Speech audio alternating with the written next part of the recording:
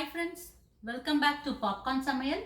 இன்னைக்கு cheesy garlic bread கோதுமை மாவு வச்சு எப்படி செய்யறதுன்னு பார்க்கலாம் வாங்க. ஒரு பவுல்ல கோதுமை மாவு, உப்பு, சர்க்கரை, பேக்கிங் பவுடர், பேக்கிங் சோடா, தயிர்,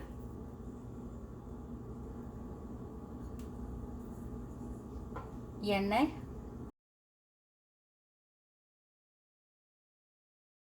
கொஞ்சமா தண்ணி சேர்த்து சப்பாத்தி மாவு மாதிரி பிசைஞ்சிக்கலாம்.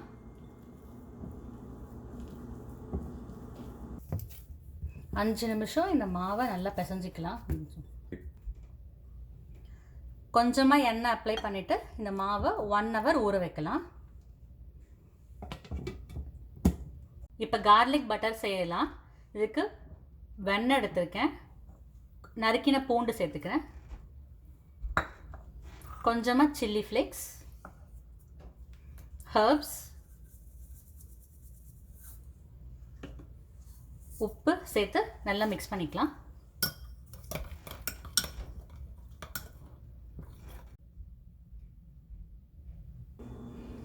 ஒன் ஹவர் ஆயிடுச்சு. லைட்டாக திரட்டிக்கோங்க.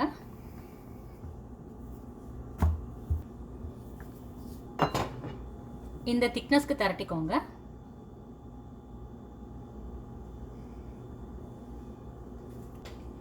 இப்போ இதில் இந்த கார்லிக் பட்டர் அப்ளை பண்ணிக்கலாம்.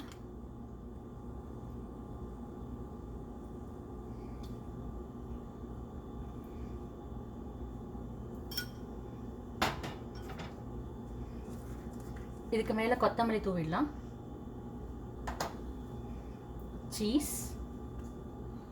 சீஸை நல்லாவே ஸ்டஃப் பண்ணிக்கோங்க.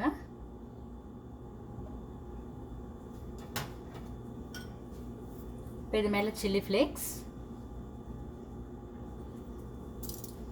ஹர்ப்ஸ்,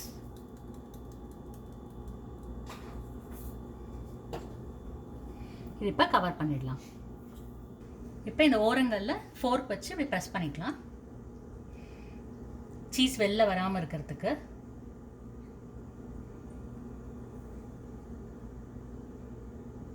இப்போ லைட்டாக கட் போட்டுக்கோங்க.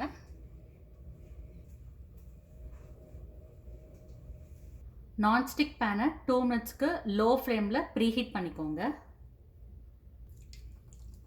இதில் இந்த கார்லிக் பட்டர் அப்ளை பண்ணிக்கலாம். இதில் இப்போ இந்த பிரெட்டை வச்சிடலாம்.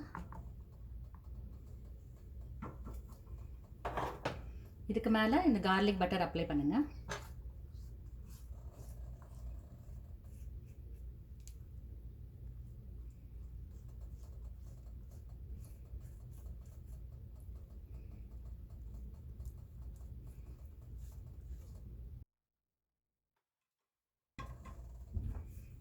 இதுக்கு மேலே சில்லி ஃப்ளேக்ஸ்,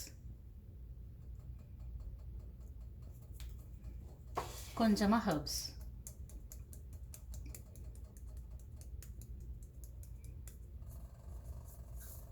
இப்போ இதை மூடிட்டு லோ ஃப்ளேமில் 15 minutesக்கு பேக் பண்ணிக்கலாம்.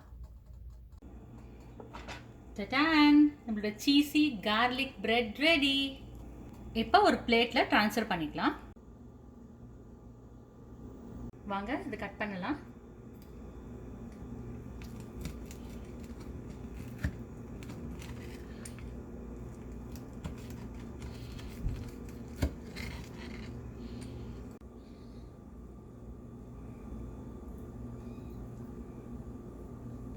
இப்போ சீஸ் சூப்பராக மெல்ட் ஆயிருக்கு. அஸ்வதேவ், கார்லிக் பிரெட் டேஸ்ட் பண்ணி எப்படி இருக்குன்னு சொல்லு.